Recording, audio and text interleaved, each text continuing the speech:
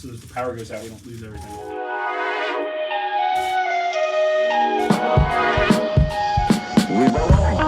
You're listening to Not the Sermon with Eric and Jamie. Want 'em up? Listener, if you hear background noise, It's because we went full send on this episode. we just hit start. We didn't hit sit record. and do our makeup and read our notes. We're just going Phoenix- for I'm not it. even in my seat. Phoenix is making coffee, making noise. Waffle. And be prepared to hear every organ in his body making a noise. That can't dude, even walk past if him. you have that He's walking in OCD the back. anxiety where body noises upsets you like I do, it's I'm this. sitting on his chair right now with him. You don't want to be around Phoenix because the dude's kidneys, you hear him when they're making urine. They're like, Phoenix is the loudest sound guy I've ever met in my life. What? got no respect. What? Jamie, let me ask you a question. What? Let me ask you a question. Since you are the most well-traveled person I know. Okay. You've been on more aeroplanes than a Delta pilot, probably. No way. Probably not. No, But not you've been even to like easily how many places have you traveled roughly? Countries? Just Countries. If it's not 30, it's close to 30. okay. So close Wow. to 30 countries this guy has traveled. Maybe more. I'd have to. I don't know. Yeah. What? So this guy. This guy is well traveled, just so you know. I went on my first aeroplane ride with him and got all the pro tips I needed to be a professional travel. To not only travel, but look cool doing it. But I want to ask you if you've ever heard of this. So I was literally like on my phone, like Google News articles, and this Plantar fasciitis? pops up. It says airport theory trend is causing people to miss their flights. What? Have you ever heard of No. airport theory? What? Okay. So airport theory is a new trend on TikTok that apparently is causing some people to miss their flights. So the whole thing, people on TikTok started doing this thing called airport theory. Okay. And what it is they're basically saying, hey, all you squares are wasting way too much time at the airport. All you need is 15 minutes. And so what they've done is a couple of influencers like literally show up at the airport 15 minutes before their flight boards. And a couple of them make it through security. Even one of them even reports they had to get on a bus shuttle and still made it.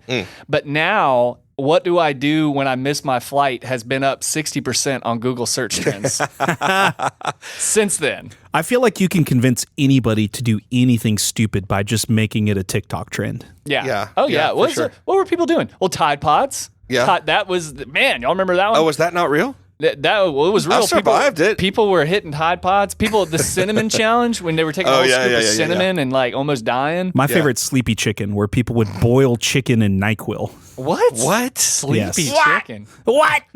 What'd he say? Are we doing Lil Wayne? I don't know.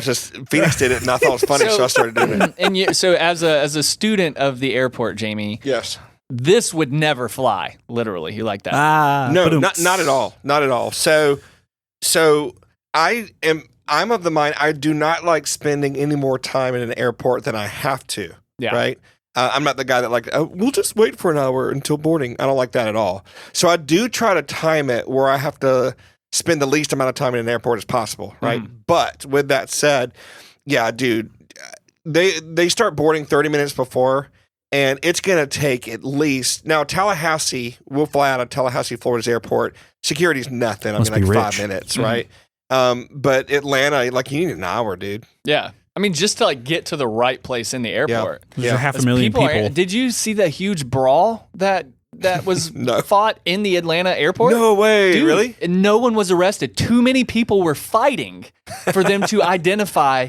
And I'm talking these people That's like scary. it was a mob jumping. They came like off of the benches, like in a sports team. People were comparing it to the Braveheart fight scenes, jumping over the chairs with feet in the air, kicking, and then it just breaks up. People disperse, and these people get on their plane and go about their day. Travel across the world. And they just look at each other like, that was fun. Yeah. The even funnier thing about flights is I've been reading recently about people that like Americans that have been arrested overseas. Yeah. And you know more than anyone, some airports, especially the Middle East, like, Yeah. bro, you're playing under their rules. Oh, yeah. It's very intimidating. Well, these people from America, like entitled Americans, are going over there and Karening the TSA people over there.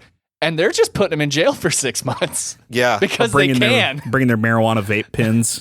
Oh, yeah. Well, it wasn't even people, that. I was like, man, you people are Stupid. One lady that spent some time, and I'm not like super familiar, so I don't want to like make light of it. Well, I am. She got selected for a search. She was just, random search or whatever. And she was like, "You're not touching me. You're not searching me." I mean, they had like, it was a female. Yeah, no, they are. They had female staff members searching her. Yeah, they are. But she's like, "You're not going to do it." And through this big scene, dude, 6 months in jail. Yeah.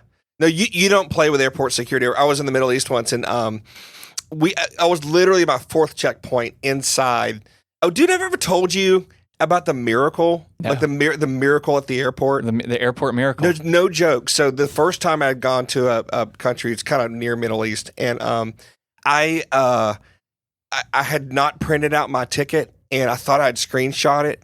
And in order to just get inside the airport, you had to prove that you had a ticket, and I had no way of doing that because I didn't have any service on my cell phone. No. So I'm panicking. I'm with this other guy that's with me, and I'm like, "Oh my gosh, what are we gonna do?"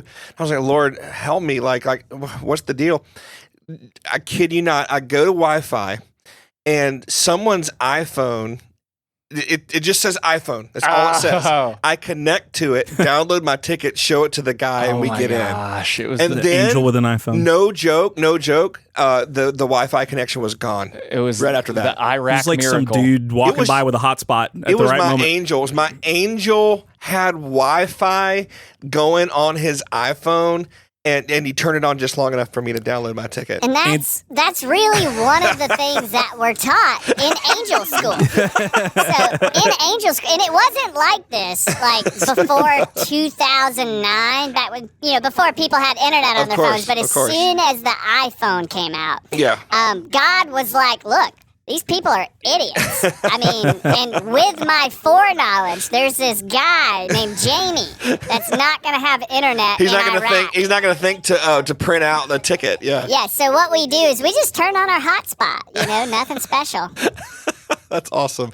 But all that is to say, at that airport, there were literally 4 passport checks. Like 4 times they stop you. They went through luggage. They opened up my luggage. They're like throwing underwear around. Yeah. And you take it. I mean, it's When we were, what do you do? When we were overseas, and I think it was Qatar. It was Qatar. Well, India was scary too. Yeah. I feel like the airport was scarier. that's where we almost they questioned us for getting in a car. They're like, "Do you know this man?" Yeah, and yeah. We're like, "We're related." I really, our guide was like, "Yeah, this brown person, this Indian man, we're going to see our uncle," is what he said. I'm like, I guess at this point I go along with it. We're nodding. That's right. Well, dude, you remember when we had that layover and the flight was late from Trivandrum to Mumbai or Bombay, whatever they call it now. Yes. And they were like, "Hey, your flight leaves in like 8 minutes." Yeah, they came and got us at the gate. and then that was it. yeah, where's the golf cart? Yeah, here's an airport you've never been to in another Yeah. country. Your flight leaves in 8 minutes. Good luck. Yeah, start running. Yeah. Buckaroo. Yeah, and we did, and that's when I was holding on to my passport that trip Yeah. like it was a child, and for some reason, in my panic, I forgot which pocket I put it in. You remember I stopped right at the gate and was like, "I don't think I have my passport." I was like, "Dude, you gotta be my kidding gosh. me." I had to have had it to get on, but Nightmare like fuel. for some reason I thought I didn't have it, but we got on board. I've only run in the airport twice. That was one time. Oh yeah, I got a video of it. Yeah. And the first time was in Amsterdam. We just the plane was late and we had like literally 2 minutes and we had to go through this extra security thing. And I was like, I was not mean or anything, but I was like, "Hey," I found one of the security be like, "Hey, Grope me quick." I'm about to miss my flight. Is there any way to expedite this, please?" And they opened up a line just for us to go through. Oh, It was nice. awesome. Yeah. So I mean, there's some heroes out there. If you're nice to people in general, they'll be nice to you. Yeah. Imagine that. I know. I think Jesus said something about doing unto others, or Imagine I don't know. that. or was that President Bush? I don't know. In the, I think it was Bush. Okay. In the Qatar airport, that was my first experience with a bidet. I'll forever remember that as one of the most special days of my life. It changed my life. After that That's the trip, most, one of the most special bidets ever. Every toilet in my house has a bidet on it, and it's just like the one the fancy ones, like with the toilet seat. I don't have the fancy one. I have the little dish sprayer ones, like the ones at in Qatar, because I was like, this is what I learned on. Oh, He that's got awesome. baptized. I literally did, but that was so weird because one of the things I was afraid of in the Muslim country was like just accidentally offending someone. Yeah, you know, and then like not making eye contact. Why are you not concerned about that here? I know my way around here. I know my way around these streets. Look, there's really no risk that I'm going to get hung up by my toenails That's true. in the U.S. But That's true. I do really like the bathroom experience in Qatar. I know outside of the airport, it's a completely different That's world. the weirdest thing. That's the weird. Yeah, we're gonna have a whole segment on the bathroom experience in Qatar, or Qatar, as they say it.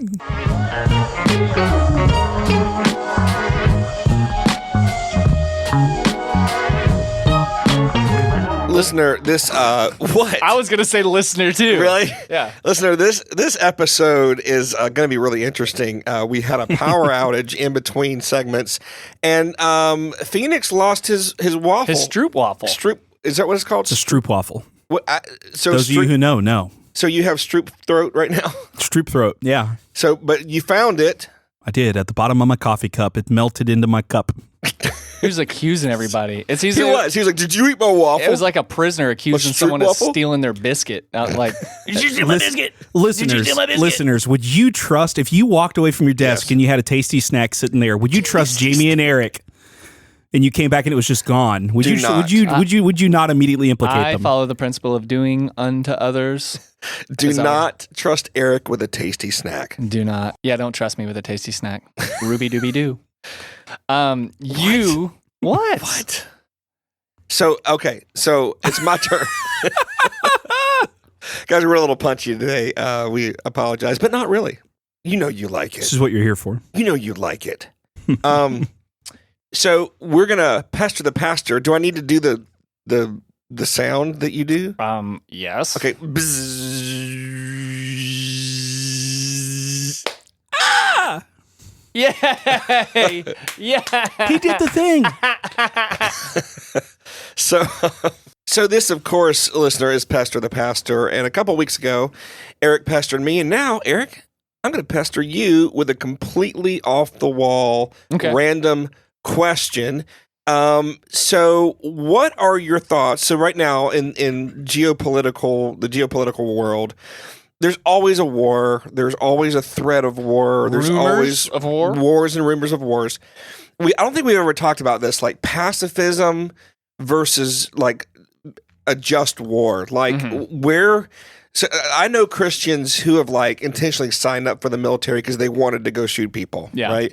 And then but over the history of Christianity, most Christians have been like, hey, that's not what we do, right? A lot of early Christians were forbidden Exactly. from joining a military. And there are groups like the Anabaptists that are completely committed to nonviolence, and they would dodge a draft if they had to and stuff like that. Yeah. So what is your take on, isn't it called just war theory? Yeah, just war theory and pacifism. Yeah. Would be the two competing like understandings of war. Is there a time when a Christian can fight in a war, or is that something a Christian should always try to avoid? Look, if someone steals your Mountain Dew, it's war.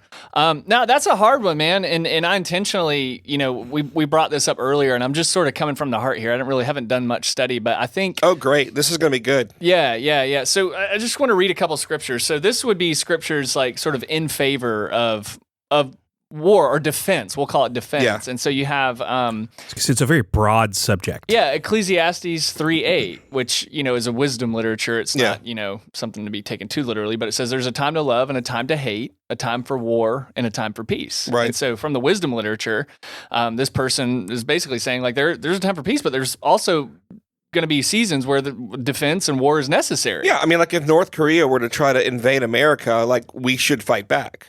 Sure. Proverbs 24:11-12, rescue those being led away to death, hold back those staggering towards slaughter. So that's sort of like a scripture like about defending people who are weaker.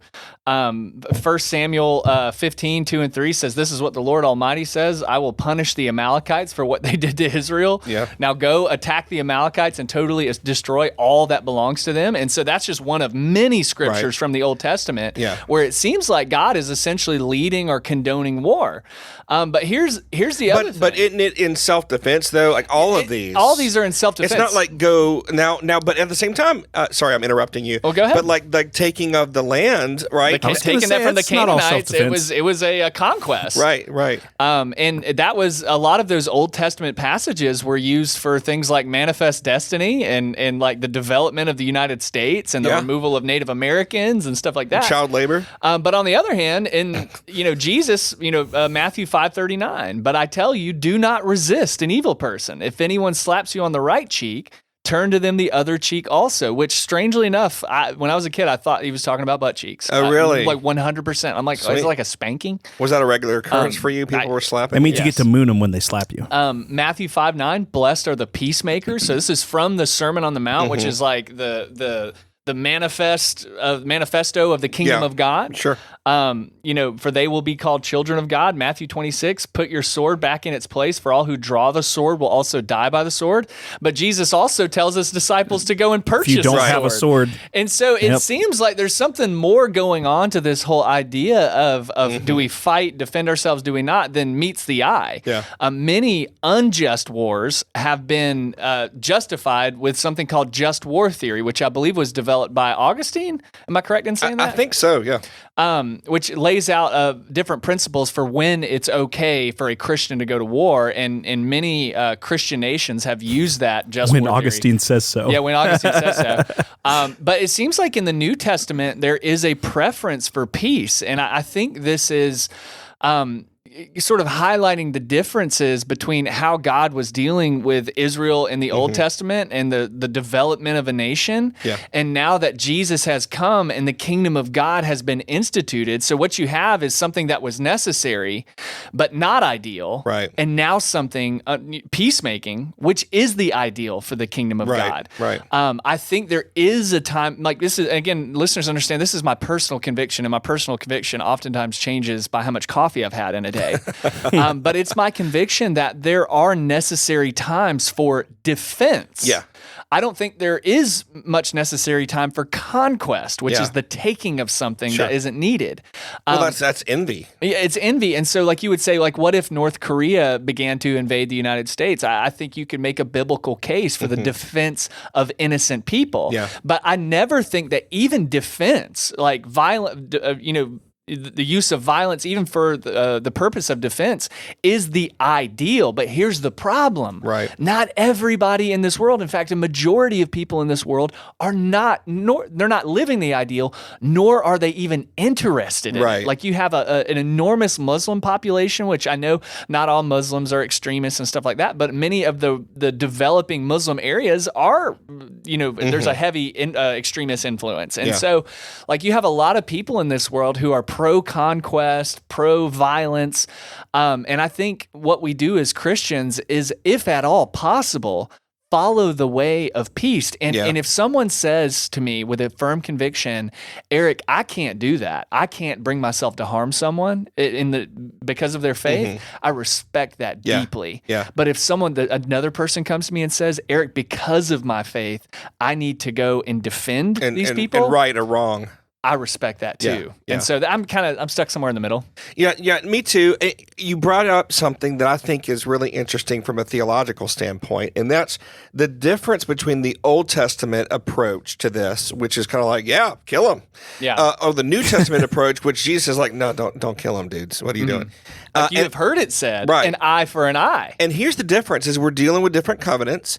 And here's the difference. The Old Covenant is specifically for Israel, and that means Israel's enemies have a target on their backs, right? But now the New Covenant, everyone is invited.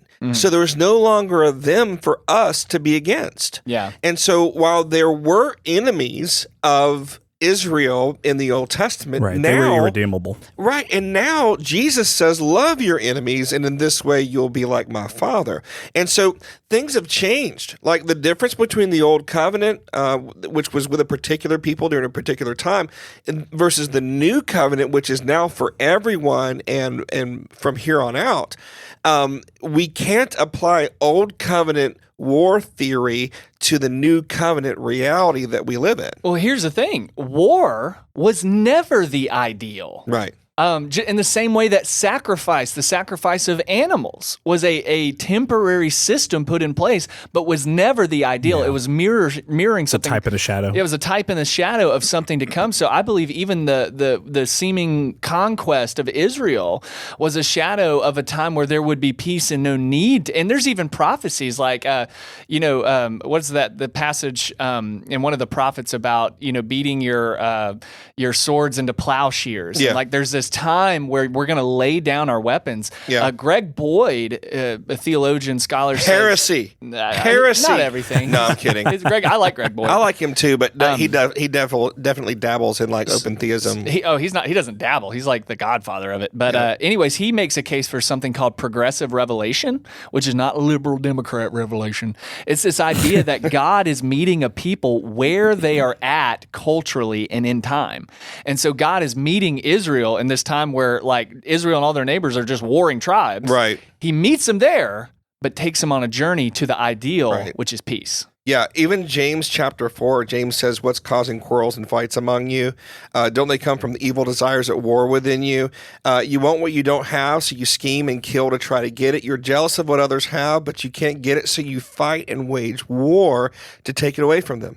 Yet you don't have what you don't want because you don't ask God for it, and even when you ask, you don't get it because your motives are all wrong. You only want what will give you pleasure. That's war. Yeah, that's it. Yeah, he makes a correlation between a disordered desire. Yes. You have a disordered desire for something that's not yours. Right. First off, you don't have it because you never asked God for it. That's right. So instead of asking God, you're quarreling. Yes. So that's a great passage. Yeah, absolutely. So I think the idea of just cause, I would say maybe there's two parts to it as well. There's not only when is it okay to go to war, right? That's kind of what we've been talking about so far, but also once you are in a necessary war, how do you act once you're in it, right? And that's why we have like international laws to make sure that there's a governing body globally that will then come against someone if they're breaking rules of war. And you can actually try people for war crimes because maybe the war was justified. Maybe you were defending yourself, or maybe there was a legitimate geography concern or something like that. But during the course of that war, you did not do it justly. Yeah.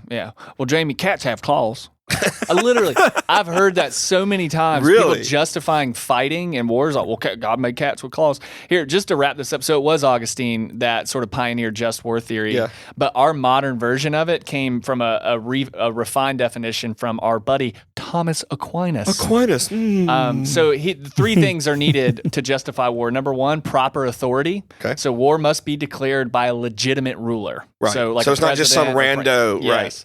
Right. Number two, just cause. The war must be fought for a morally right reason. Like self-defense. Exactly. And then right intention. War must be waged to achieve good, not hatred or greed. So no conquest. Yeah. So that's something I, in the face of war, can agree with. Yeah. No, totally. I don't think it's a good thing. I think if you want to go to war, just because you think it's fun, I don't think that's a Christian concept, right? Like that. I don't that's think somebody who hasn't gone to war before. Well, exactly. That's not justifiable. And I mean, I've heard people who are like, "Yeah, man, kill them," and I'm like, "Dude, that's not your Father in heaven." Anybody I've talked to that's served in a war, whether it be Afghanistan, and we know the same people, or Vietnam, they don't talk about it. They don't. That's what I'm saying. If you've been and they don't want war. You don't talk about it. Yeah. So it's easy to get carried away with political opinions and all that kind of stuff. But I guess where we'll land on this, guys, is there is time. There are times for just war. It should be avoided at all costs. It's never the ideal. It's never the ideal. When it does happen, there is a specific way that it should be fought that honors the dignity and the what's the word I'm looking for? The image of God in man. In man. Imago Dei or whatever. Imago Dei. Imago Dei, the image of God in man. You gotta honor the Abuga Baga of everyone. It's really important. So yeah, write that down, guys. That's the takeaway. Amuga Baga.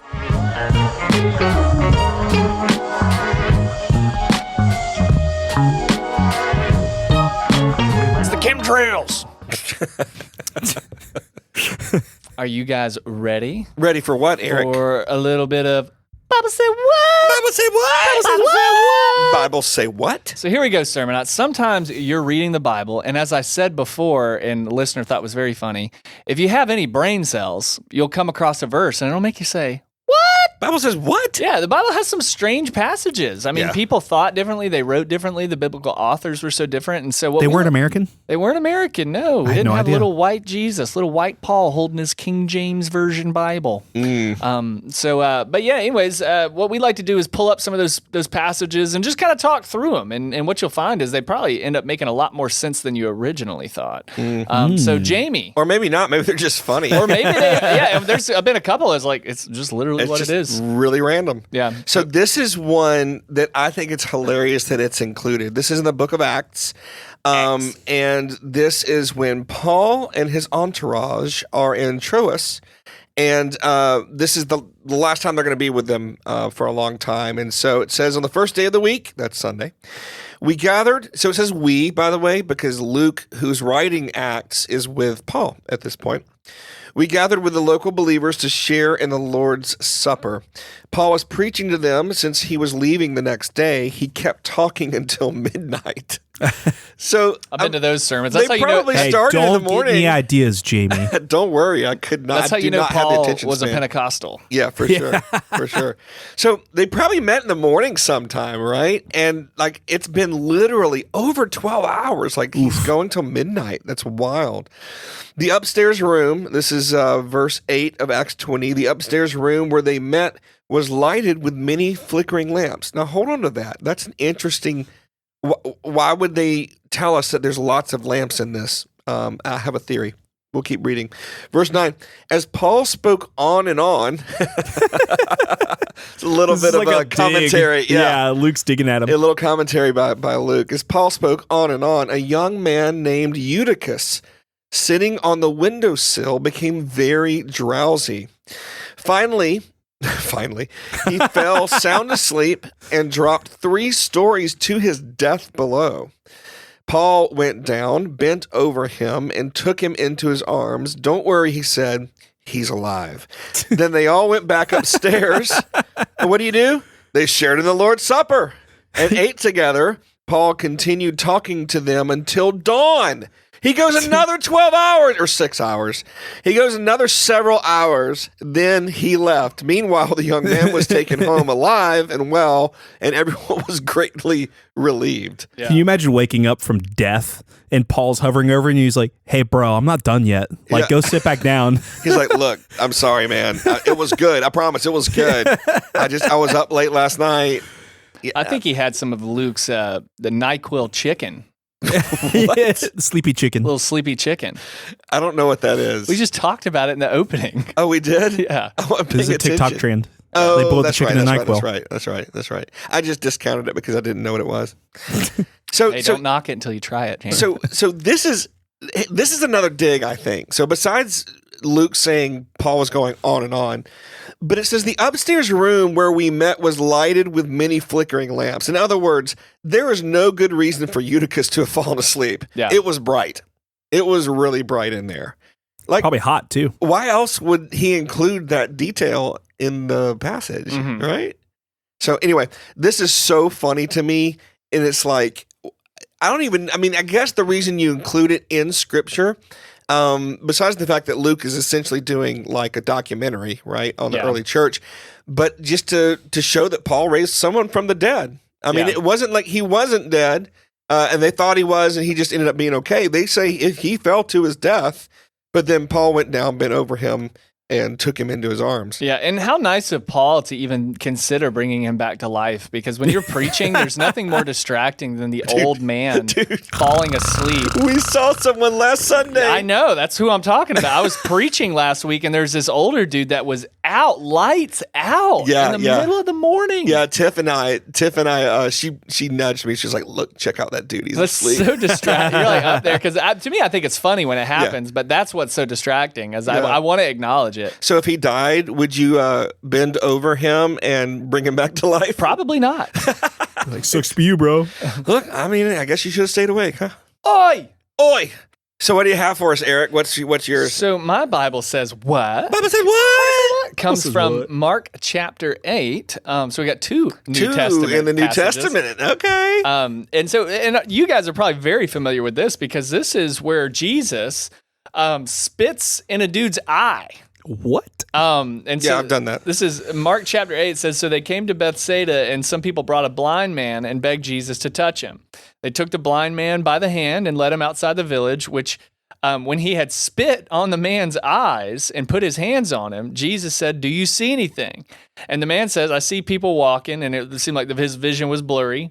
And then once more, Jesus put his hands on the man's eye, and then his eyes were opened, his sight was restored, and he saw everything clearly. And so what we have is just this picture of Jesus, the Jesus that everyone loves, Mary's son, the prophet, basically takes this blind dude outside of town and spits in his face, which it happens around where we live at sometimes. It's happened to me before. That's odd. But it's odd because, this is not something you anticipate. I mean, why spitting in his eye? I mean, how many times had Jesus laid hands on someone and they regained their sight?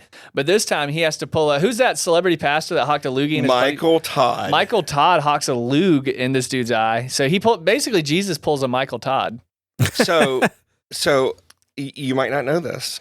I might. I did a study on this a while back. I was going to say, I remember hearing you talk about this a while ago. And the Greek word was actually gleek. Jesus gleeked in the dude's eye. yeah, no, here's what's crazy.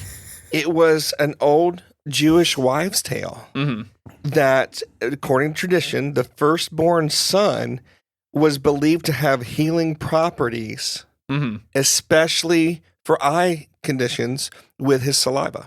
Wow, that's such a specific wives' tale. I know, it's true though. Like Yeah. it's a Googleable thing. I didn't know this until recently. I was just studying that passage because I was like, why in the world? I mean, obviously Jesus only did what he saw the Father do. Yeah. But like, why in the world would he spit in someone's eye? And it's because He's following this tradition. he's following this tradition. And by following the tradition, he's saying, I'm the He's firstborn. proving that he's firstborn son. It's See? one of the ways he's showing that he is the firstborn of God. Yeah. By actually spitting in your face. exactly. Yeah. Literally. Yeah, because for the longest time, I was like, what in the world? Like, why would you, like, because think about this. The dude's blind. He doesn't know what's about to happen. Yeah, he has no idea. And all of a sudden, he hears, Yeah. and the disciples are like, Jesus, what are you doing, dude? What are you doing? And all of a sudden, he spits it on the dude. Imagine if Jesus had eaten Skittles before then. If you've eaten Skittles, you know what the spit gets like. What? Taste the rainbow, baby. Jesus was like, he saw the rainbow. this guy was like, will you heal me? Jesus was like, taste the rainbow, homie. So yeah, that was my odd scripture. Anytime I read that, I kind of giggle to myself and like, Jesus, you wild. Well, Jesus was hacking. He was using Literally. literally. He was using a Jewish whatever, old wives' tale or traditional idea that the firstborn's saliva had healing properties. He was using it to his advantage. As Yiddish the Messiah. doctors hate this one trick. Yeah, I was gonna say it sounds like one of those like YouTube video things. Crazy. It's a weird, really weird passage.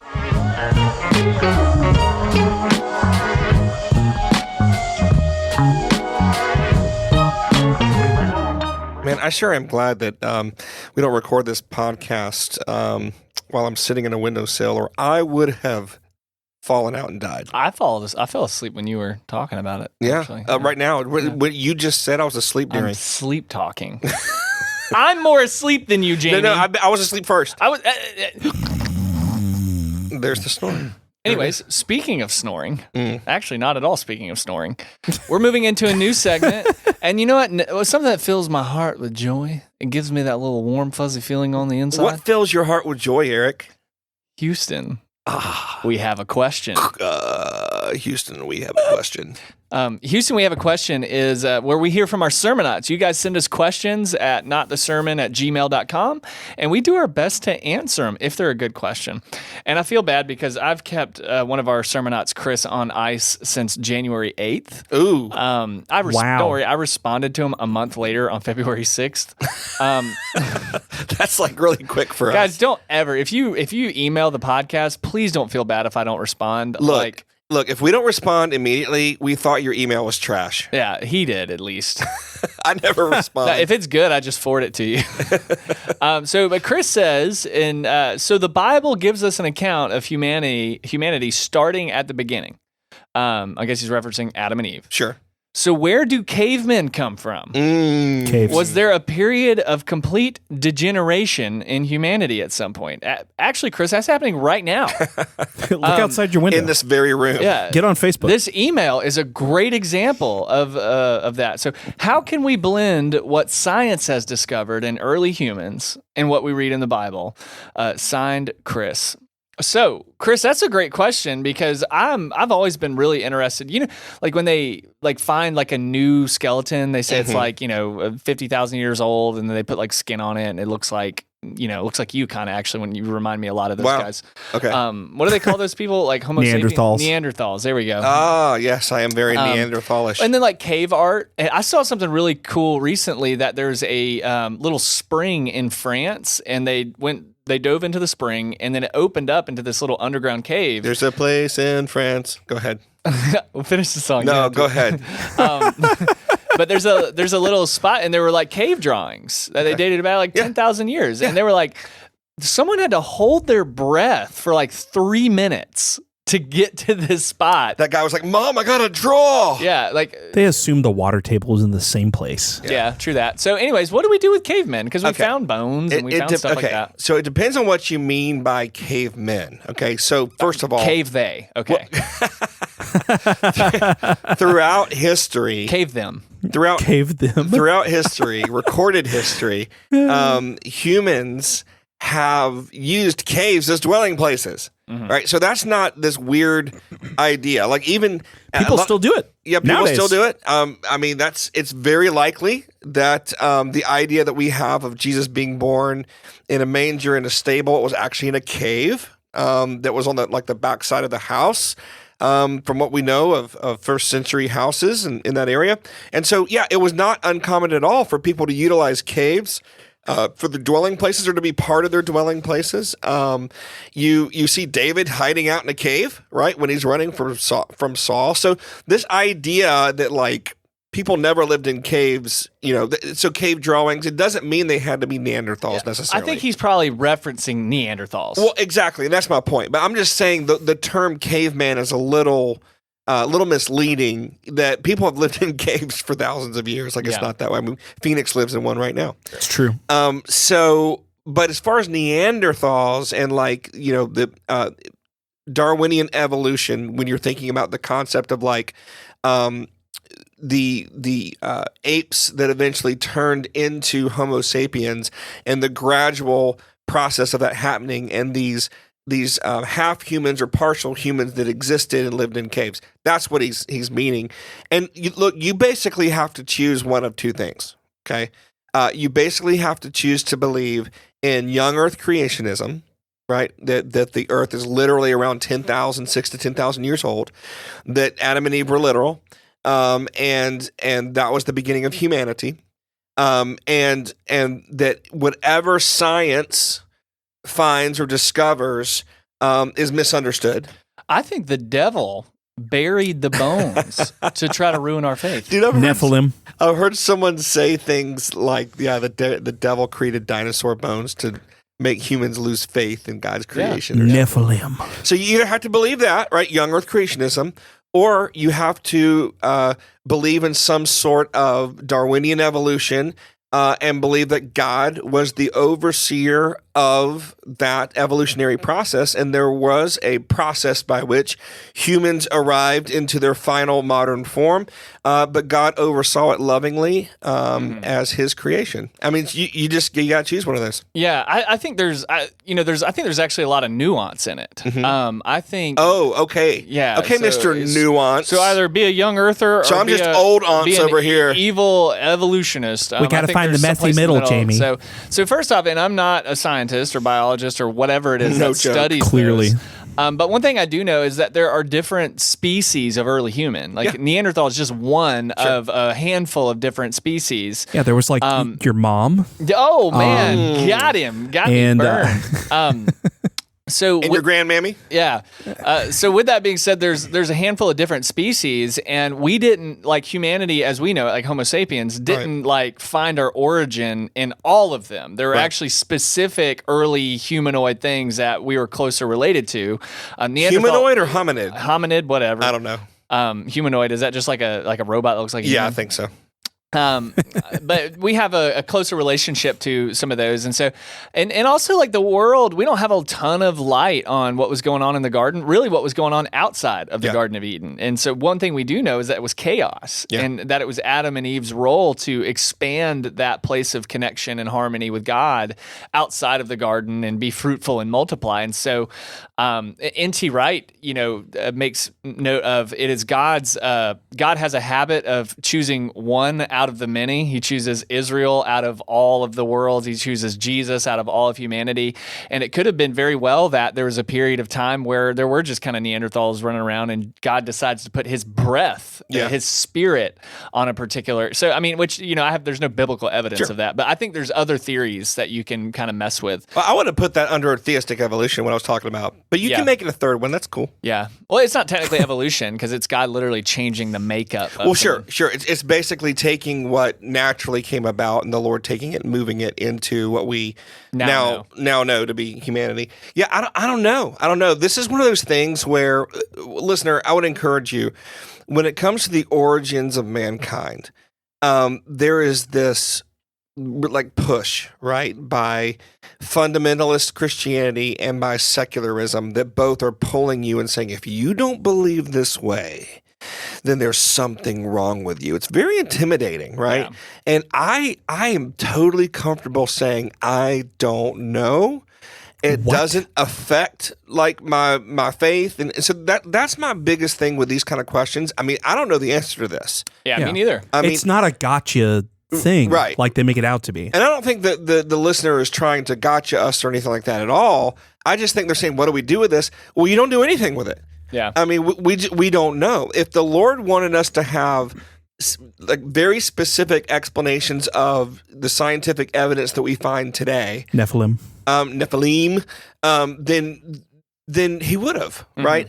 And the gospel is a spiritual reality. It doesn't mean it doesn't affect the natural world. It certainly does. Yeah. But the message of Scripture, including even the creation story, is it tells us who God is, what He's like, and who we are to Him. That's the most important message in Genesis 1-3. Yeah. And so, what about the cavemen? I don't know. What about them? Let's talk. Let's go have coffee and talk. But I don't choose one way or another. I certainly don't say you've got to be a young earth creationist, a literalist, in order to be a Christian. And neither do I say, like, you're not, if you believe in that creationism stuff, like, that's not smart, that's not intelligent. I think both of those are approaching this the wrong way. People have a tendency to do, and shout out to Greg Boyd again. He wrote a book called Benefit of the Doubt, which was a really beneficial book for me at a period of time in my life. But he talks about with answers like that, like what about the caveman? What about dinosaurs? People use those facts or perceived facts to build a house of cards style faith. Yeah. It's like, I need to know the answer to this because if I don't, my whole faith is going to come crashing down. Yeah. When in reality, we need to have, he calls it, I think, like a solar system of faith where it's like you have like these core truths in the middle and then you prioritize your beliefs. And he, makes reference like if Pluto disappears tomorrow, it doesn't affect anything. Right. And so like if I find out cavemen, we did evolve from cavemen, like, okay, what of it? Yeah. It's not going to change my life either way. Yeah, for sure. And I think that's wisdom, and I think that's the way we're supposed to help. Look, science and religion they work together. They're completely different, but they're not antithetical to one another. Mm-hmm. You can look at the latest scientific discoveries, marvel over them. I love looking at James Webb Telescope images. It's just incredible, beautiful, and it creates the awe of the Lord in my heart when I see it. It doesn't bring me into a place of doubt, right? But the problem is there's some fundamentalists like Ken Ham and Answers in Genesis. They will say if you don't believe in a literal 6-day creation, then the rest of the Bible isn't true, and you're not saved, and that's garbage. That's the house of cards. Yeah, it's not true at all. It's just not true at all. We have a historical account of rabbis from Jesus's day, pastors, preachers, priests, prophets from today who are wrestling through concepts like this, and that's what we do. That's what we do. We, in community, we talk through these subjects, and we try to figure out, what the Lord wants us to know. But I don't know about the cavemen. Yeah. No, that was a good question, Chris. And if you are a sermonite and you have a question you want us to talk about do a better on one. Air, hey, write in some relationship advice. That would be really fun. So calling all troubled marriages, write it now. We won't use your name. No, please. Yeah, we will not use your name. This is from Mike. My wife is terrible. Yeah, we should totally do some relationship advice. That would be fun. So send that in, and thank you guys. Thank you, sermonites, for sending in your questions.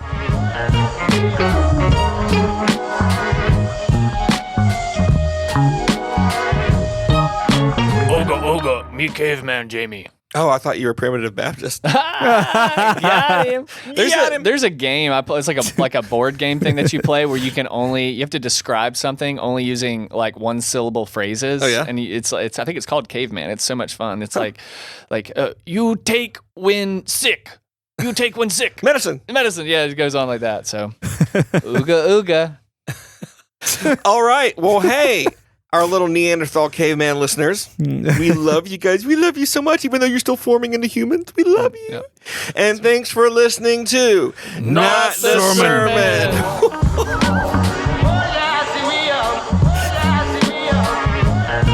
Thanks for listening. This podcast is a production of Victory Fellowship Church in Thomasville, Georgia. Eric and Jamie can be reached at emailing notthesermon@gmail.com.